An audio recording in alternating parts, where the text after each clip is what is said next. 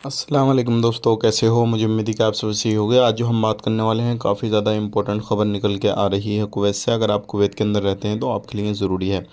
सबसे पहले खबर की तरफ बढ़ते हैं। अगर आप कुवैत के अंदर रहते हैं तो बायोमेट्रिक आपके लिए ज़रूरी है, क्योंकि अगर आप कुवैती हैं, कुवैत के लोगों के लिए अभी सिर्फ 2-3 दिन बाकी हैं, क्योंकि इस महीने के लास्ट तक जो है उन्होंने बायोमेट्रिक कराना है। अगर नहीं कराएंगे तो उनका लेन देन जो है बिल्कुल बंद कर दिया जाएगा, और जो प्रवासी हैं उनको भी अपना बायोमेट्रिक कराना होगा। इस चीज़ का ध्यान रखिएगा। तकरीबन अभी 1 लाख से ज़्यादा लोग अभी कुवैत के अंदर ऐसे हैं जो कुवैती हैं, वो बायोमेट्रिक नहीं कराए हैं, और प्रवासी भी कई लाख लोग ऐसे हैं जिन्होंने बायोमेट्रिक नहीं कराया है। तो आपका सिविल आईडी कार्ड या फिर किसी भी तरीके से जो भी आप बैंक से लेन देन करते हैं, तो आप इस तरीके से नहीं कर पाएंगे अगर नहीं कराते हैं।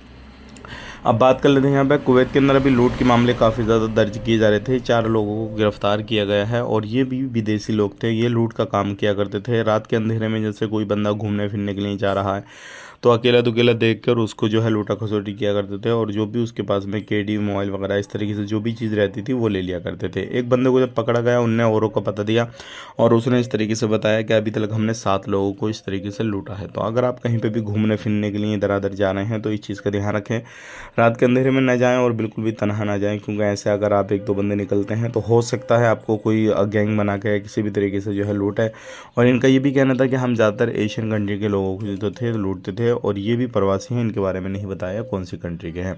बात कर लेते हैं यहाँ पे सिविल आईडी कार्ड के हवाले से अपडेट आ रही है निकल के। अगर आपका सिविल आईडी कार्ड अब एक्सपायर हो चुका है तो आप अपने सिविल आईडी कार्ड के लिए ज़रूर अप्लाई करें, क्योंकि अगर अब आपका टाइम निकलता है तो फिर आपका पर डे के हिसाब से जो है फ़ाइन आपको पे करना पड़ेगा। इस चीज़ का ध्यान ज़रूर रखिएगा, क्योंकि अगर आप फ़ाइन अपना सिविल आईडी कार्ड बनवाएंगे, फ़ाइन फिर आपको पे करना पड़ेगा। अगर 10 दिन आपके निकल गए तो 20 KD हो गया, अगर 20 दिन हो गए तो 40 KD हो गया। इस तरीके से आपको फ़ाइन पे करना पड़ेगा।